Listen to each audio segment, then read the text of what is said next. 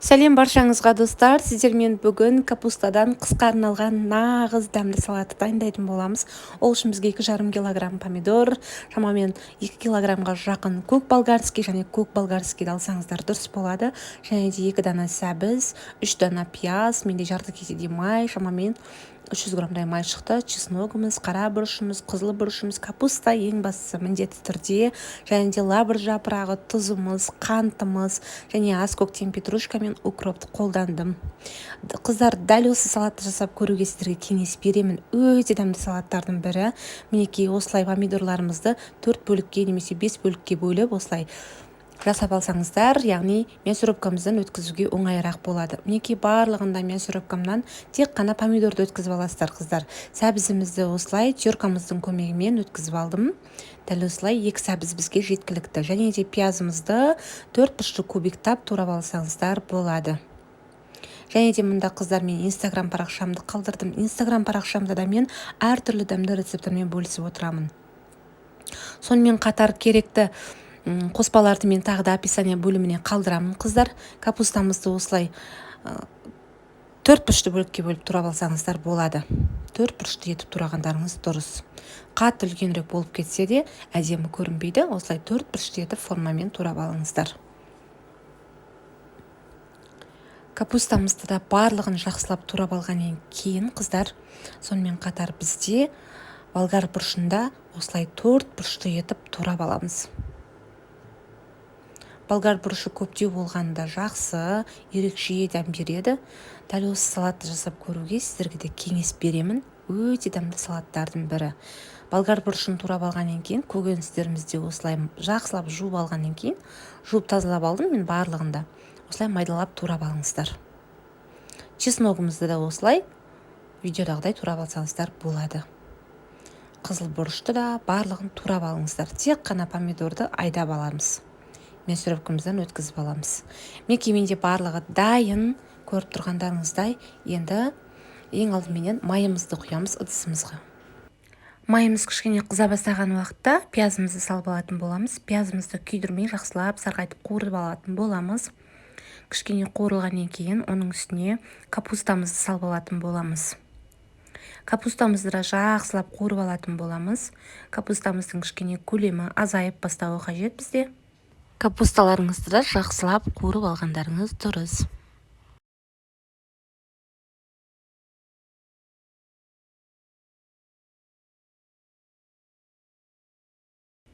Капустамыздың көлемі кішкене азая бастағаннан кейін үстіне сәбізімізді салып алатын боламыз.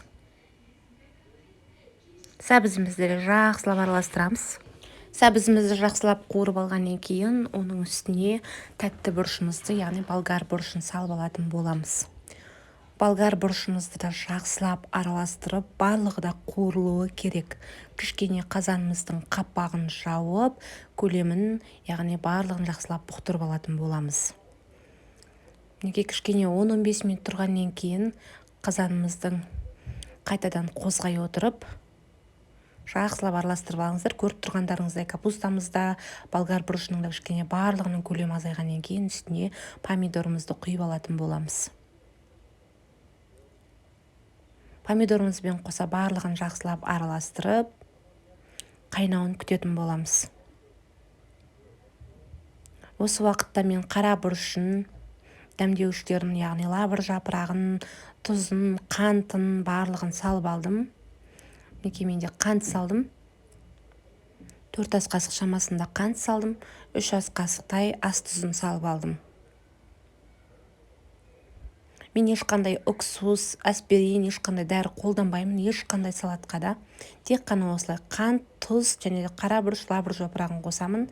Жақсылап араластырып, салатымызды қайнататын боламыз.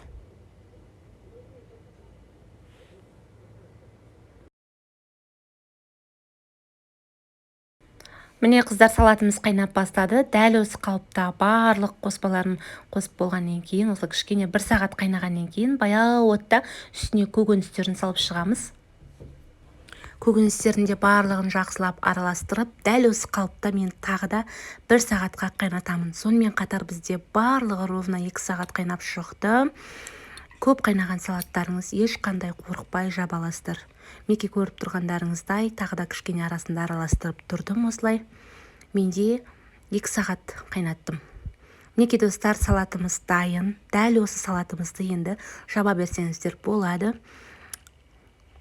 Дайын. Көріп тұрғандарыңыздай енді мен банкаларымның барлығын тазалап жуып алып, міндетті түрде парлап алатын боламын. Қайнап тұрған суда. Крышкамды да қайнаған суға салып алдым. Енді кезекті салаттарымызды құйып, жақсылап құйып алатын боламыз.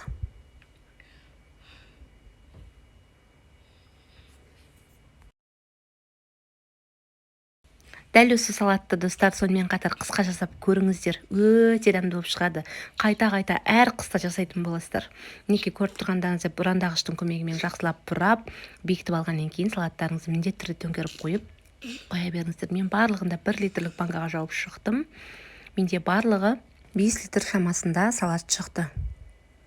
Өзіме осы салат қатты ұнайды, жасап көріңіздер тағы да. Сонымен қатар достар, мен парақшама тіркеліп, қолдап кетуді ұмытпаңыздар. Алда керемет рецепттер күтіңіздер. Мінекей салаттарымыз дайын, өте дәмді болып шықты. Достар, менің каналыма тіркеліп, каналымның дамуына өз үлестеріңізді қоса отырыңыздар. Және де маған шабыт сыйлап, алда керемет рецепттер күтіп отырыңыздар менен. Мінекей достар, жасап көруге кеңес беремін. Жасап көріңіздер.